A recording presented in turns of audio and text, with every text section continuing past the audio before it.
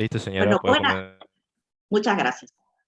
Buenas tardes a todos los participantes. Me voy a presentar. Soy la ingeniera Lady Bartra Vázquez. Voy a moderar este panel, en el cual ya estaban las indicaciones en la filmina en exposición. Son 5 minutos para cada uno. Termina un expositor y automáticamente entra el otro, y el compartir pantalla es con el soporte técnico. Cualquier problemita que tengan, se remiten a él.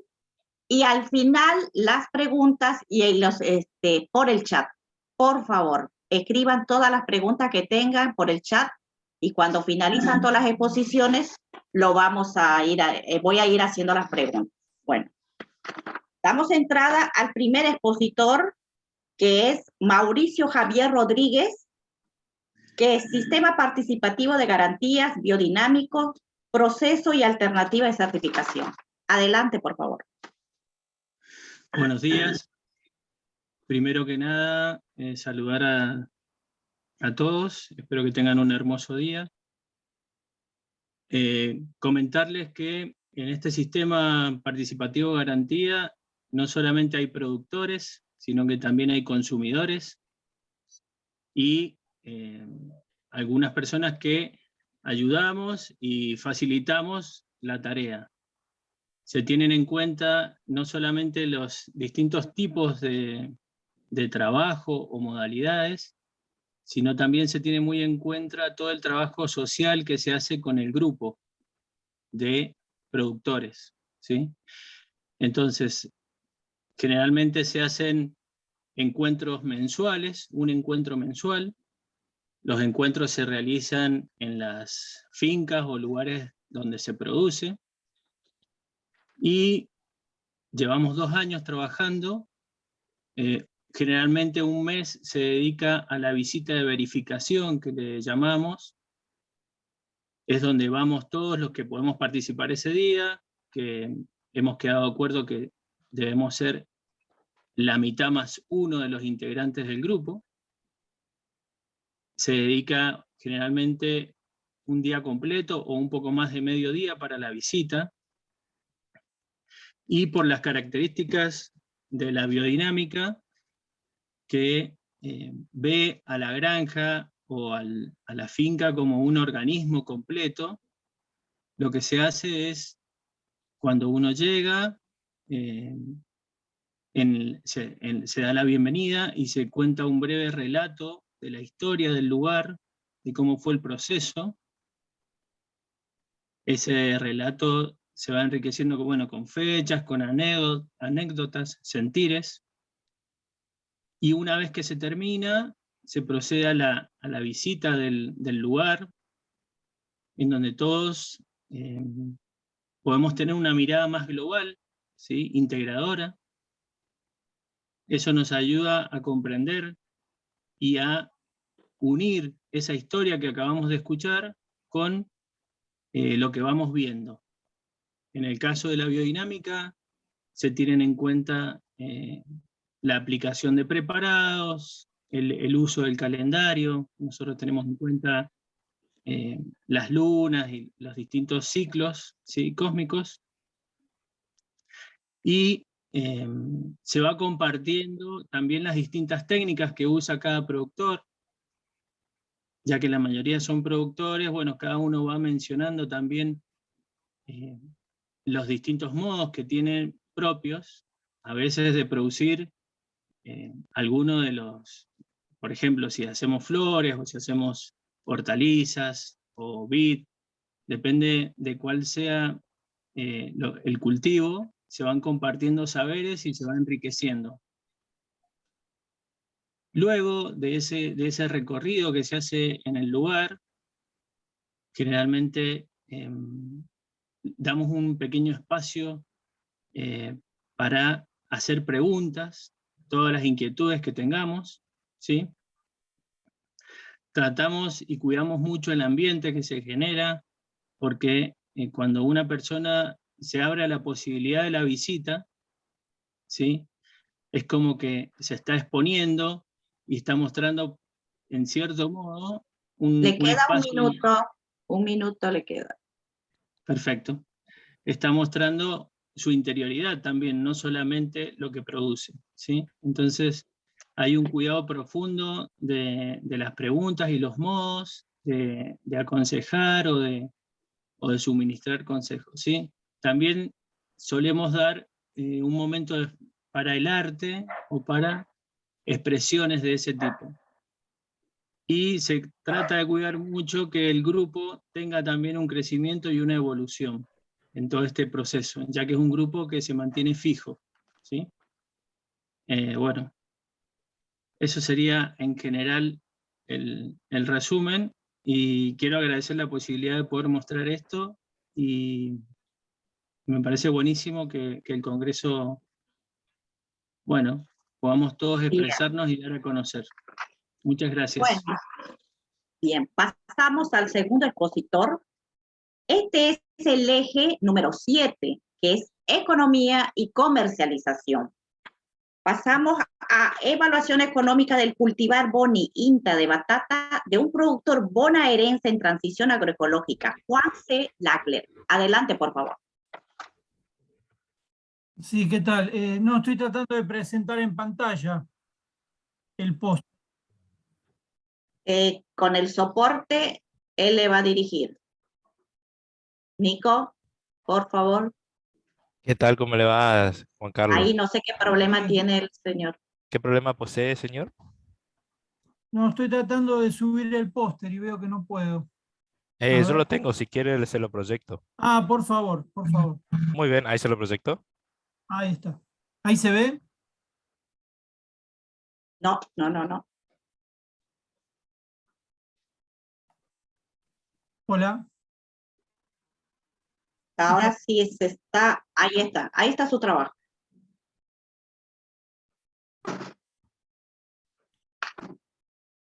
Ahí está Juan Carlos. Ahí está. ¿Sí? Bueno, nosotros estamos trabajando el eje de evaluaciones económicas en cultivos en transición a la agroecología en la zona de Florencio Varela, en la provincia de Buenos Aires.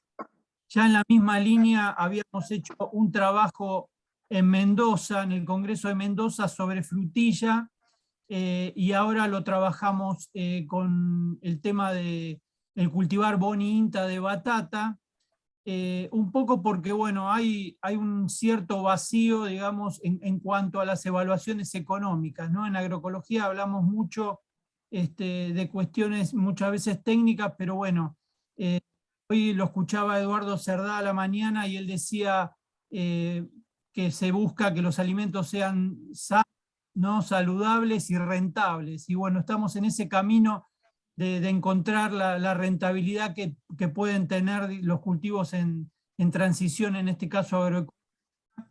Y bueno, esto fue una evaluación que se hizo desde el año pasado, desde agosto 2020 hasta el último día de cosecha, que fue en junio del 2021, 313 días, 10 meses de cultivo, y la verdad que nos sorprendió los buenos rendimientos económicos que tuvo el cultivo. Se calculó un margen bruto, un margen neto y un costo de producción, donde los márgenes dieron altamente positivos. El margen bruto de 76.965 pesos, como se puede apreciar en la tabla. Un costo de producción muy interesante de 23 pesos con 40 contra los 35 pesos que se vendía la batata. Tengamos en cuenta que estamos dentro de un programa de extensión de la Facultad de Agronomía de la Universidad de Buenos Aires, vinculado a un sistema participativo también de garantía. La venta se hace con el sistema de bolsones, y nosotros lo que trabajamos fueron 3 sectores, ¿no? Donde se cultivó, se hizo el trasplante, porque primero la batata se hace en una almaciguera para lograr los estolones, esos brotes que después se trasplantan. Esto se hizo en 3 sectores distintos, el trasplante, y acá se apreció como primera conclusión que a medida que el el periodo de cosecha se extiende y entra al invierno, los rendimientos caen abruptamente. Pasamos de rendimientos de 4,73 kilos por metro cuadrado en los primeros días de marzo y abril a 2,64 kilogramos por metro cuadrado allá por mayo y junio. Hubo muchos temas también de ineficiencia, o sea, se calculó en la almaciguera una cantidad de batata semilla que después se utilizó en un 30% nada más, así que estos costos se pudieron Le queda un minuto. Se pudieron haber reducido, y lo que esto significa que, bueno, es muy importante trabajar las cuestiones vinculadas a lo económico para lograr una mejor planificación debido a estas ineficiencias, porque los productores en general lo que hacen es manejarlo de manera intuitiva, o sea, es como que no conocen cuánto les va a rendir económicamente. Se trabaja, pero en realidad se desconoce mucho de estas cuestiones, y bueno, y sobre estos temas estamos trabajando, y de alguna manera después hacemos una devolución, porque es un trabajo de extensión, y de a poco vamos incorporando, digamos, la importancia que tiene este tipo de cálculos para las planificaciones a futuro. Muchas gracias. Ok. Pasamos, ¿está Adriana Gómez en sala? Hola, estoy yo, Virginia Toledo López, que soy la segunda autora del póster. Adriana no puede estar por otro compromiso. Ahí, por favor, comparta porque se le corre el tiempo. Bueno, intento compartir, entonces díganme si lo están viendo, si lo ven bien. Perfecto, se lo ve. Así que. Bueno, bárbaro. Este póster lo que intenta es contar la experiencia de un proyecto interinstitucional que, bueno, es dirigido por Rubén de Dios y dirigido por Adriana Gómez del INTA, y el primer autor de la Universidad Nacional de Santiago del Estero, del Instituto de Estudios para el Desarrollo Social, e intervinieron también otros actores de la Facultad de Ciencias Forestales de la UNCE, por ejemplo, en una convocatoria de Universidades Agregando Valor, y nos proponíamos en principio realizar una certificación agroecológica participativa en diálogo y en conjunto con la mesa territorial del departamento Banda, que queda al lado de la ciudad capital de la provincia de Santiago del Estero. Es un contexto en el cual hay varios productores frutihortícolas que ya venían organizándose.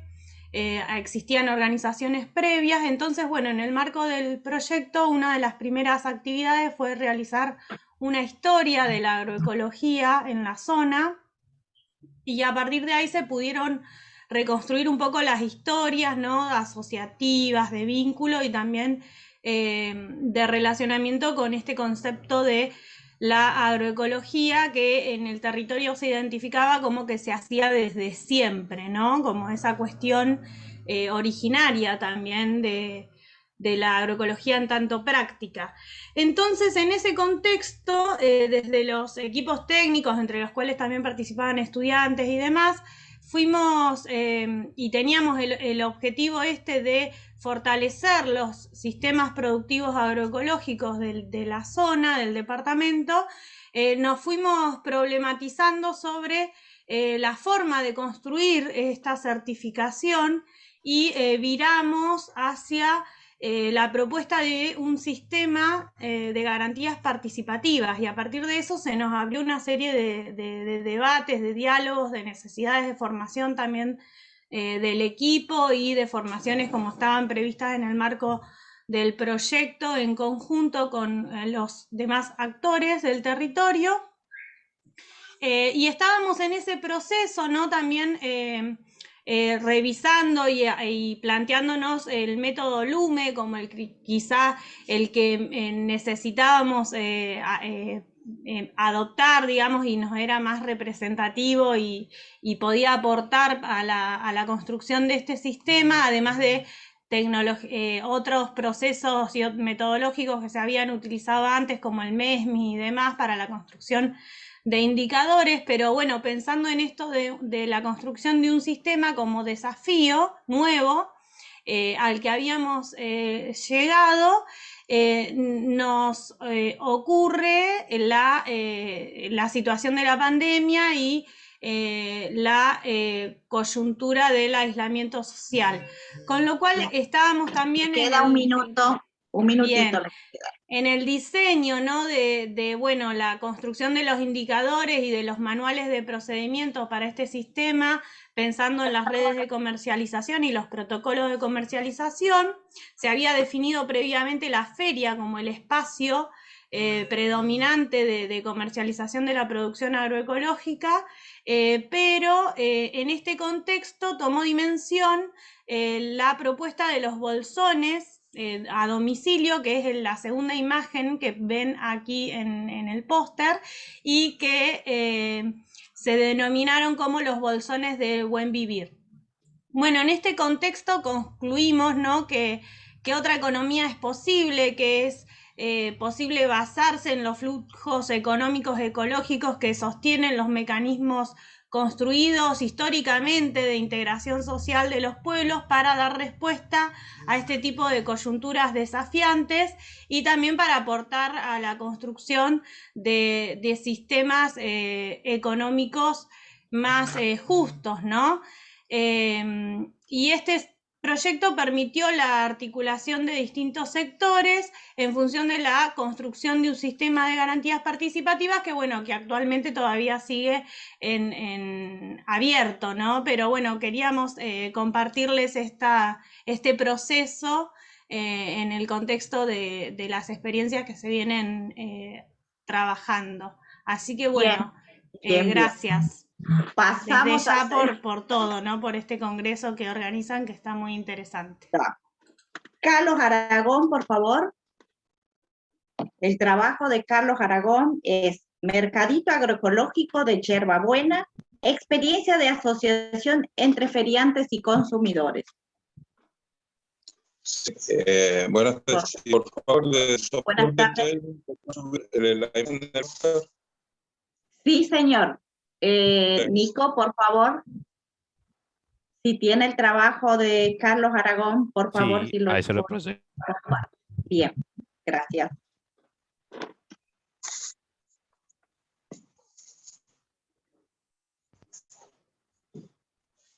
Ahí, todo suyo, don Aragón. Perfecto, me acompaña también el colega Diego García de la Asociación Concia Agroecológica. Primero en su día también, digamos, y no queríamos olvidar una fecha como esta. Agradecemos la invitación al Congreso. Lo que queríamos compartir de esta experiencia tiene que ver con una mirada diferente, digamos, porque si bien trabajamos en INTA y hacemos tareas técnicas y demás, lo del mercadito nos sorprende de cómo se ha ido gestando y teniendo una visión de conjunto, digamos, una muy variada diversidad de personas que se han vinculado a través del mercadito. El mercadito obviamente nace como una respuesta a una demanda de buscar un lugar distinto en donde comercializar. Varios productores, elaboradores, en donde notaban que en realidad en el circuito de ferias normales que había en el mercado, lo que es el Gran San Miguel de Tucumán, no podían expresar un poco esas otras características que ellos le estaban brindando a sus productos, a su lugar de producción y a la característica de la producción. En ese sentido, un poco por organización, digamos, se promueve un lugar de venta en particular, en donde de manera bastante solidaria y constructiva desde los pequeños, sin apoyo oficial para nada, digamos, surge una primera propuesta de mercado, consolidándose entre 15 y 20 productores quienes exponen y venden, digamos, todos los meses a partir de marzo del año 2018. En ese sentido, empieza a tomar fuerza los otros sentidos que tenía la reunión de ese mercado, que tenía que ver más con identificarse con la producción agroecológica, identificarse con principios de vida en comunidad y de una mirada de la naturaleza diferente, digamos, de el consumismo en sí. Si bien hay un intercambio de productos y hay comercialización de productos, la intención primaria surge más en comunicar qué significa ese producto, conversar con quien consume estos productos y entablar un diálogo.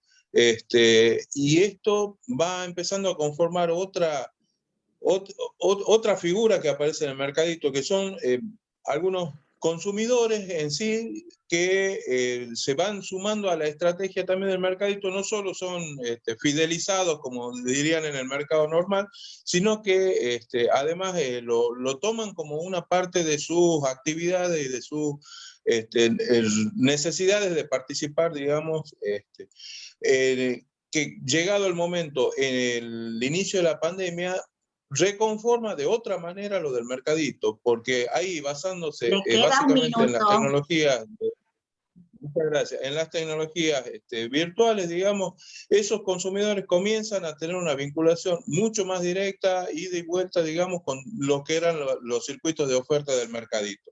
En la última etapa, el mercadito se ha entonces consolidando ese conjunto social, ya son 49 los asociados en sí, entre feriantes y consumidores, digamos, que van conformando otra estrategia de volumen en el mercadito.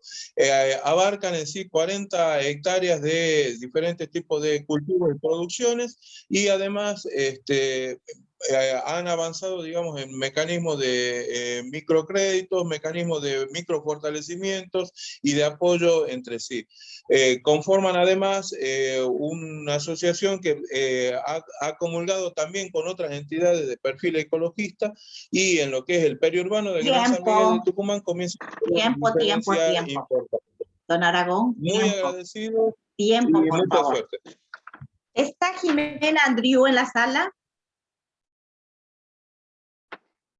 Pasamos a Silvia María o Karina Montiel, ¿puede ser? Estaba en sala.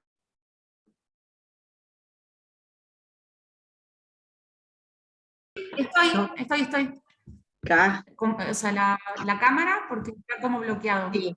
Vamos a pasar a la exposición de los trabajos del eje 8, que es Géneros, Juventud y Pueblos Originarios. Pero estoy bien. ¿No se me escucha? Sí se la escucha. Vínculos entre los pueblos originarios y los árboles nativos de la Escuela Cacique Pelacho, número 72 de la localidad de Fontana, Chaco. Ese es el trabajo, ¿no? Está en la exposición anterior, Lady. Soy Jimena Andrieu. Ay, perdón. Primero parecía que no estaba. Entonces este es el último trabajo del eje 7. Claro. Análisis sensorial de mieles sanjuaninas. Aporte al diálogo entre consumidores y productores. Adelante, por favor, que se nos va el tiempo. Perfecto. Bueno, básicamente acá estamos con mis compañeras, yo soy Jimena, Susana y Daniela, y en este trabajo nos propusimos dar cuenta de la diversidad de mieles que existen en nuestro sitio de producción apícola, para desde ahí discutir a partir de la herramienta de análisis sensorial cuáles eran las ventajas para fortalecer los indicadores para valorizar en circuitos cortos de comercialización esas características de las mieles. No sé... Bueno, tal cual, nosotros venimos trabajando desde hace casi 3 años con el desarrollo de un panel de cata de mieles, de análisis sensorial de mieles, y bueno, y estamos haciendo evaluación permanente de nuestras mieles de tal forma de darle un valor agregado de acuerdo al perfil de cada miel, de cada origen botánico, de tal forma, bueno, justamente darle una visión agroecológica del cuidado de nuestra ecología, sobre todo las abejas, que son las que tenemos que mantener porque son las que nos polinizan y las que nos mantienen nuestra producción de alimentos, ¿no es cierto? En nuestra provincia, por ejemplo, es muy importante para varios cultivos, como es por ejemplo la cebolla, que si bien no son mieles que se puedan aprovechar, sin duda mantenemos esa diversidad de abejas con las cuales es fundamental la polinización. En cuanto a la metodología que hemos aplicado, ¿no?, en todo esto, partimos de la base de lo que se ha realizado en el trabajo de caracterización de aceites de oliva de la Argentina, desde el punto de vista sensorial y químico. Entonces, con toda esa base y esa normativa internacional aplicada, con una base del único alimento que tiene una metodología normalizada ya de evaluación sensorial, que es el aceite de oliva virgen, y se está tomando como referencia para muchos otros productos. Desde esa base, después de 20 años de trabajo con el tema de aceite de oliva y toda esa experiencia, hemos comenzado, bueno, con la parte de la caracterización sensorial de las mieles, siempre también fundamentándonos en quienes ya vienen trabajando desde hace mucho, que es toda la gente que trabaja con la norma IRA y todos los trabajos que se hacen a nivel nacional. Tratando de aportar desde esta otra experiencia todo lo que se pueda, ¿no? Y realmente, bueno, con la miel que hemos encontrado, además de lo importante y fundamental, porque no solo le podemos decir importante, lo fundamental que son las abejas para la diversidad y la agroecología, aportamos todas estas herramientas de base para la caracterización. Le queda un minuto. Perfecto. Como le decía, aportamos todas las bases y herramientas para la caracterización sensorial, tan importante para dar valor agregado a la miel. Bueno, y para cerrar un poco, contar que, o sea, la experiencia concreta que contamos fue una cata virtual que pudimos organizar para, en pandemia, poder concretar este trabajo y vincular consumidores con productores y acercar ese diálogo y conversar, digamos, sobre los agroecosistemas que rodean las producciones y que dan características específicas a las mieles. Entonces, bueno, en ese proceso es que situamos la experiencia. No nos queremos extender más, bien, pero bueno. Gracias. Muchas gracias.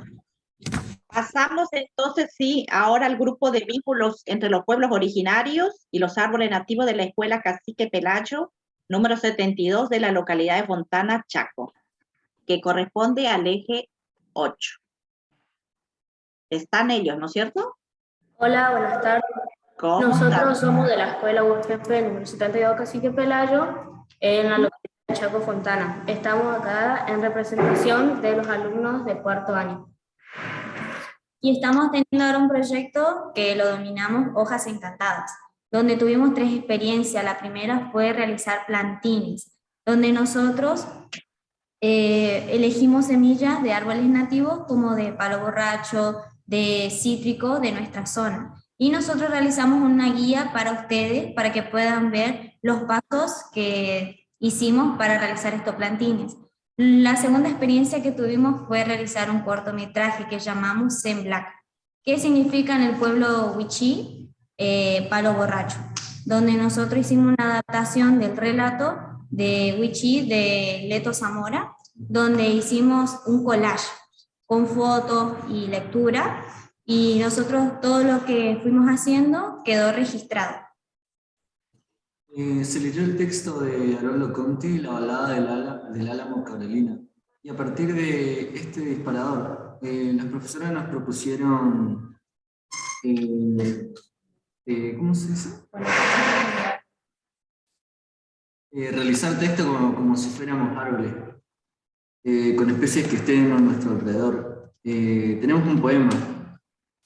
Va llegando el invierno y con mis hojas no lo puedo disimular. Mis raíces están fuertes, hace años estoy acá. El ser humano me usa de fiesta de Navidad. Mis hermanos a mi lado están cansados. Veo una joven sacando fotos, porque la naturaleza quiere cuidar. Bueno, nos motivó a indagar y a cosas de nuestro pueblo y bueno, fuimos buscando semillas y plantando un montón de cosas para ver cómo crecían los árboles nativos y todas esas cosas. Y nosotros damos muchas gracias a ustedes por escucharnos y darnos esta posibilidad para compartir nuestra experiencia que tuvimos a través de estos árboles nativos, de buscar más acerca de nuestra zona. Muchas gracias. Muchísimas gracias. Luciana de Aguiar. Hola, acá estamos. ¿Cómo están? Bien, vamos a compartir pantalla, a ver si podemos. Acá. El trabajo de ustedes es identificación de desigualdades de género en la producción agroecológica en Mercedes. Impulso para la creación de la verbena. Ahora sí. Así es. Bueno, primero hola a todos y a todos. ¿Cómo están? Mi nombre es Luciana y el de mi compañera es Débora. Nosotras somos dos productoras hortícolas de Mercedes, provincia de Buenos Aires. Estamos ubicadas en la zona periurbana de la ciudad. Tenemos una huerta de más o menos 20 metros cuadrados, de 700 metros cuadrados, perdón. Bueno, tenemos diferentes variedades de hortalizas. Producimos de manera agroecológica. Producimos de manera agroecológica, pero bueno, nuestra experiencia se basa, más allá de lo que hacemos en la huerta y de cómo producimos, se basa en cómo arrancamos esta huerta, ¿no? A raíz de qué experiencias. Previas, exactamente. Bueno, que tiene que ver un poco con el comienzo, con la crisis que hubo el año pasado a nivel global, pero que a nosotras también nos afectó de alguna manera a nivel personal, porque como pasa en las crisis, que uno empieza a replantearse un montón de cosas, y surgen también con un contexto bastante particular en el que no es que se nos habilita de alguna manera preguntarnos qué estábamos haciendo en los espacios que ocupábamos, qué roles estábamos ocupando en esos espacios, y si realmente eran esos roles los que queríamos ocupar o eran impuestos de alguna manera. Entonces, como toda crisis, empiezan las preguntas y ahí empiezan como las tensiones en el grupo de trabajo, porque realmente empezamos a sentir de alguna manera que no había equitatividad en lo que sí parecía en el momento, que era un trabajo equitativo. O sea, en el trabajo tareas, que teníamos, ¿no? claro. Nosotras antes de estar en la verbena, de construir este espacio, estábamos en otra huerta, en la cual trabajábamos con dos varones, y al principio digamos que no notábamos ninguna diferencia, como que asumíamos que ese era quizás nuestro rol, o nuestro, que estaba bien lo que estábamos haciendo, claro. Hasta que, bueno, a medida que pasaba el tiempo y que nosotras teníamos charlas también y que empezábamos a debatir, y era como que empezábamos a notar, ¿no? Esas diferencias en cuanto a los roles que ocupábamos como mujeres, de ser quizás las que siempre están llevando las cuentas, ¿viste? Como que ese era un rol que de alguna manera se nos imponía, o se nos daba como que era algo natural que teníamos que hacer por ser mujeres, y quizás por no realizar ningún otro trabajo, como por ejemplo puede ser, no sé, manejar un tractor, o ese tipo de cosas que sucedían. Sí, era bastante común como que se nos asignaran de alguna manera ese tipo de tareas. Exacto. Y en ese momento de crisis decidimos que bueno, que eso no iba a pasar más, y porque rompimos vínculos, pero no, en realidad porque teníamos la necesidad de crear un espacio que tenga que ver no solamente con la producción agroecológica, sino que tuviera una mirada un poco más integral, y bueno, ahí surge este espacio que es la verbena, y que, bueno, se transforma... que de alguna manera nos representa, digamos, ideológicamente, claro. Y nosotras sentimos que podemos tener un diálogo constante entre nosotras y con las personas que han pasado por acá, que no necesariamente son todas mujeres, pero sí tenemos esta prioridad de formar y integrar a este tipo de producciones, y capacitar también a otras mujeres, ¿no? Tenemos como ese objetivo en parte, ¿no? Cuando empezamos, nosotros acá tenemos un espacio grande, es un espacio de 3 hectáreas, nos destinaron una pequeña parcela, y pudimos iniciar la huerta, que fue como que nos empujaron, ¿no? Vino un montón de personas que nos acompañaron en este proceso, que no fue fácil, porque cuando uno se arranca de un proyecto del que viene, se encuentra por ahí sin nada. Sí, sin nadie que claro, sin ningún otro espacio. Claro. En este caso tuvimos la suerte de poder tenerlo. y tuvimos la suerte de que nos acompañaran nuestras familias, nuestros amigos, nuestras amigas, y poder crear este espacio fue un desafío al principio, y se sumó un poco el conocimiento que traíamos de todos estos años que hemos trabajado en la producción hortícola. Me queda un minuto. Bueno, un minutito. Con esta nueva visión, ¿no?, que teníamos del trabajo y de los roles que queríamos ocupar realmente. Y así surgió, con lo que teníamos, con nuevos proyectos, ¿no? También incluso esto que es un espacio de producción, pero también es un espacio de enseñanza donde damos talleres y también le damos lugares a las mujeres que nos rodean y que son muy sabias y que tienen un montón de conocimientos para brindar, para que lo puedan hacer, porque muchas veces son invisibilizadas, ¿no? O no son las que más espacios tienen para poder compartir los conocimientos. Así que decidimos que este espacio sea así, un espacio integral, agroecológico, feminista así que bueno, muchas gracias por darnos este espacio. La verdad que no nos esperábamos tener que presentar el póster, pero bueno, estamos muy contentas. Sí, muchas gracias. Bien, gracias. Natalia Carrasco, ¿está en sala?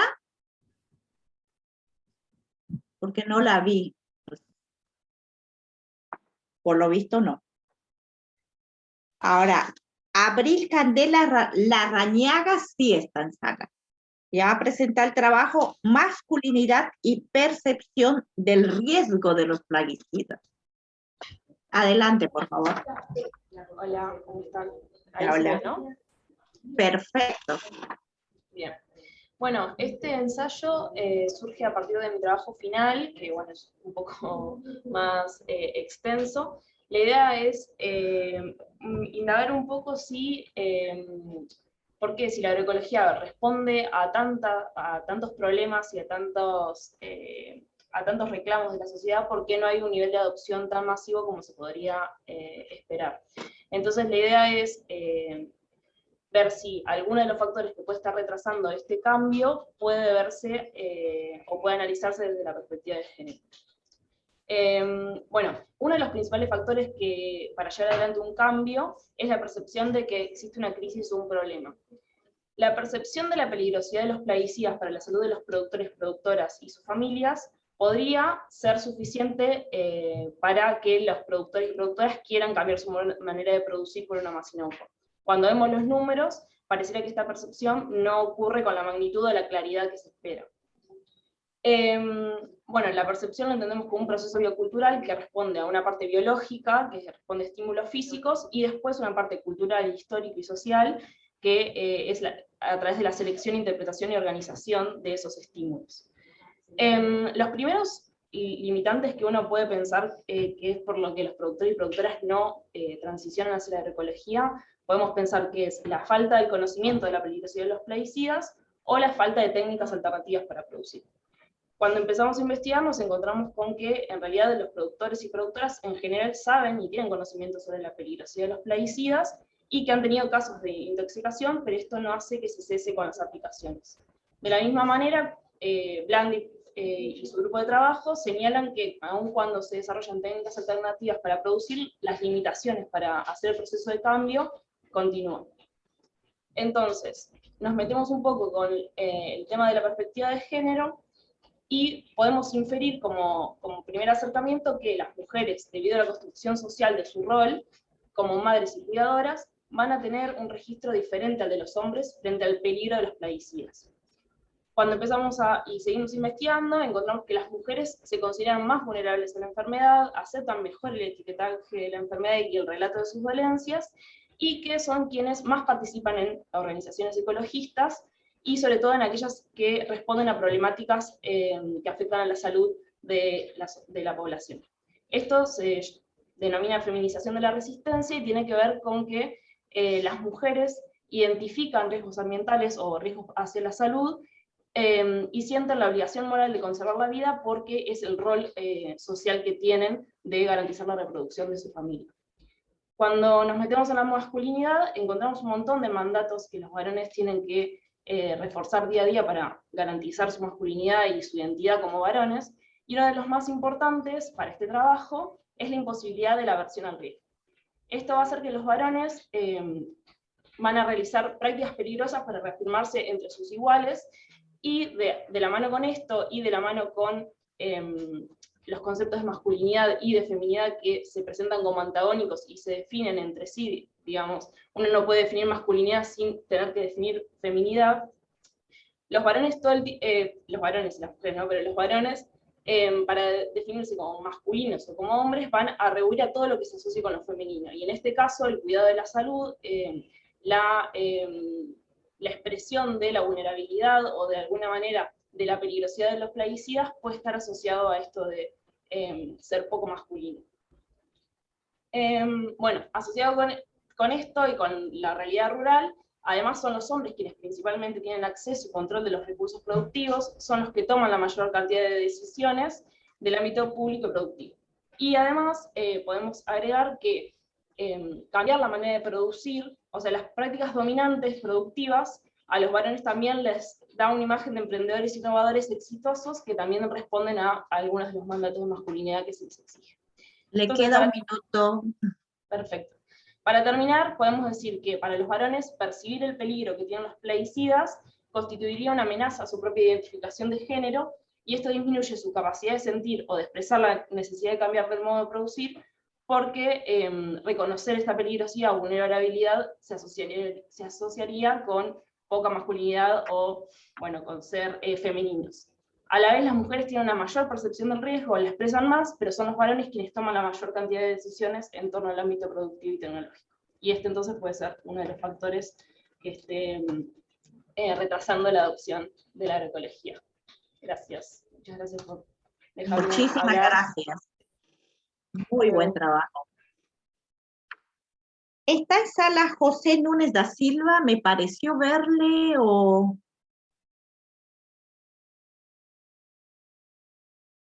no. ¿O va a presentar Sousa Casandín el trabajo? ¿No hay alguien que va a presentar el trabajo Juventudes Rurbanas LGBTQIA+, como protagonistas de agroecología no Brasil? Por lo visto no. No está ninguno de los expositores del trabajo.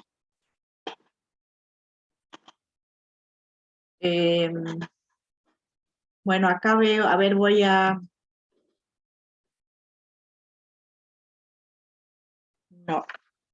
No se encuentra en sala. Preguntas en el chat, no veo. Y se realizaron la exposición de 8 trabajos de los 2 ejes, el eje 7, economía y comercialización, el eje 8, géneros, juventud y pueblos originarios. La verdad que muy rico, eso es lo que observé, digamos, trabajo de investigación. Muy importante el trabajo de las alumnas que se animaron a exponer eso, digamos, tenemos que valorar, porque a veces a los jóvenes les cuesta un poquito el animarse a hablar más con esta modalidad virtual, ¿no? Y que en grupo, me pareció muy importante ese trabajo. También surge el tema de sistemas de garantía participativa, ¿no? O sea que es algo que va a identificar a la agroecología, y el tema de comercialización. que es muy importante. En el caso del primer trabajo, el tema no, el caso de la batata, que dio hasta números con márgenes, eso para mí es muy importante, no sé qué dicen todo el resto de los que estuvieron escuchando. El tema de la yerba, la parte de mieles, también un trabajo interesantísimo, la verdad que fue bueno escucharlo. Y después esto, el tema de verbena también, y de identificación de desigualdades de género, animarse a exponer, ¿no? Es muy importante. Y lo último también acá de Larrañaga, que realmente un trabajo muy interesante, ¿no? Porque fíjese el tema de por qué algunos no incorporan la agroecología, por qué esa cuestión desde el punto de vista del enfoque de género. Que si bien es cierto, la agroecología hace unos años, digamos, se lo conoce con ese término, pero todos los que estamos en esta temática sabemos que nuestros pueblos originarios ya tenían en práctica principios de agroecología, pero en ese entonces no le llamamos agroecología, y ahora mismo no se le llama, o sea, digamos, el sector de agricultura familiar, el término agroecología lo están manejando no en la totalidad. Sin embargo, sabemos que se realiza actividades productivas con prácticas agroecológicas. Y no sé si alguno más quiere aportar algo, tenemos unos minutos más para hacer más rico este panel. El último panel del Congreso, de este segundo Congreso Argentino Nacional de Agroecología, que realmente me dio mucho gusto moderar. Me disculpan que con el tiempo tenía que ser tirana, cortarle, para que podamos llegar al final de las exposiciones y pueda haber lugar para preguntas o intercambio que se pueda dar. ¿Sí? No sé si tienen algo que decir. ¿Alguno? No, yo quería, ¿me escuchan? Sí, le escuchamos. Sí, no, yo quería hacerle una pregunta a los que expusieron el trabajo de mieles sanjuaninas relativo a la cata. O sea, ¿cómo sigue, digamos, el proceso a partir de ahora, ¿no? O sea, una vez habiendo identificado un poco ese tipo de mieles que producen, o sea, ¿cómo lo piensan volcar, digamos, al mercado, etcétera?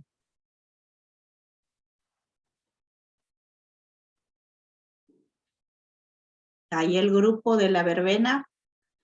No, el grupo de mieles sanjuaninas era. Así es, sí. Ahí están entrando. Es Jimena, creo. Ay. Es que la Jimena Andrew es la expositora de las mieles sanjuaninas. Hay una pregunta ¿Cómo? para ella. Ahí hizo una pregunta. Juan Carlos Lackler hizo una pregunta respecto a las mieles. No sé si le pueden dar la respuesta, por favor. Perdón, pero justo se me desconectó y les pregunto si me pueden repetir la pregunta.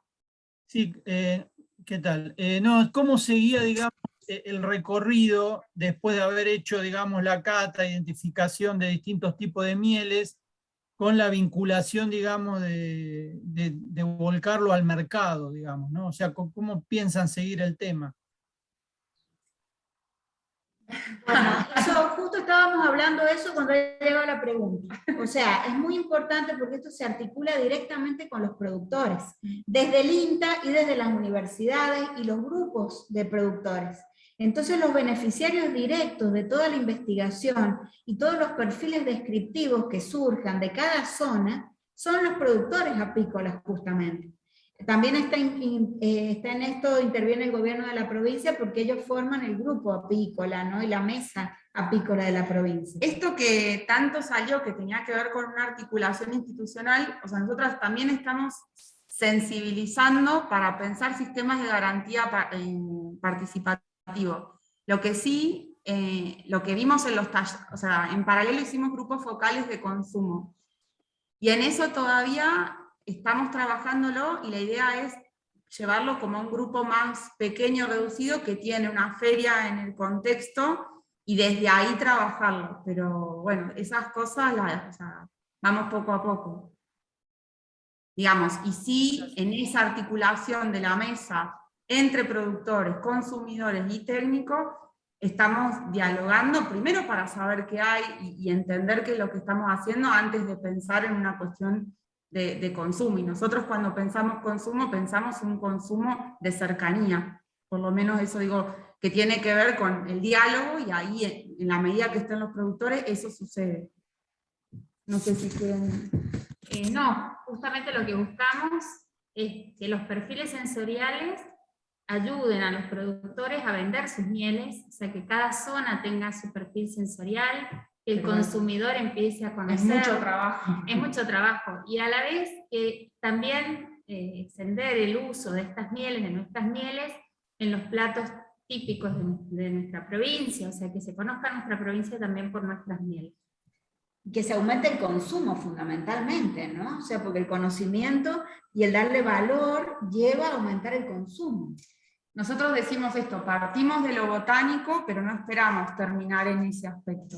Entonces, bueno, ahí entender qué otras cosas aparecen, o sea, en las características de los polínicos, si esas características y esos atributos pueden verse reflejados en esa diversidad. Nosotros presentamos esa foto que tiene una paleta muy amplia de mieles, y son todas mieles de acá, y eso es algo que no se ve de manera tan corriente.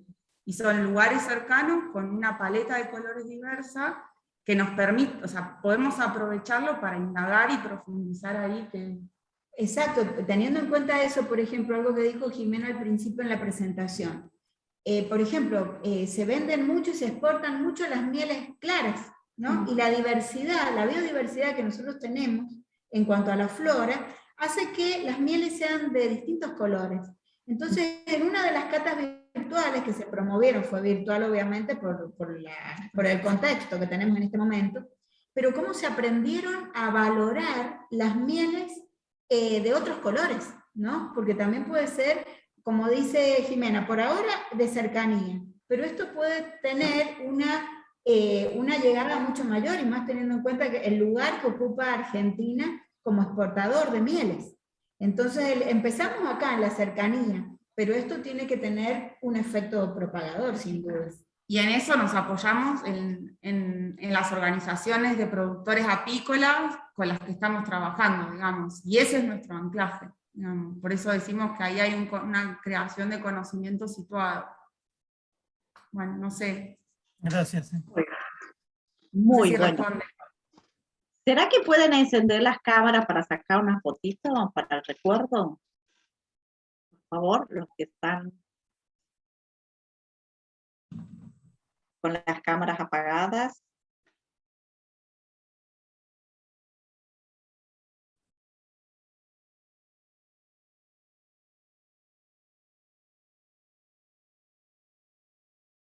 Bien.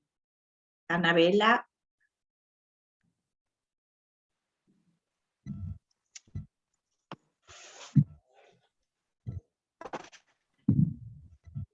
Bueno, de mi parte, realmente fue un placer poder moderar este panel. Como les dije, muy interesantes los temas expuestos, así que les invito a seguir participando, porque todavía hay jornada hasta las 6:00 de la tarde, y que terminando hoy día este congreso, así que hay mesas, talleres. De mi parte, muchísimas gracias. Podemos ir retirándonos. Chao, gracias. Chao, hasta luego.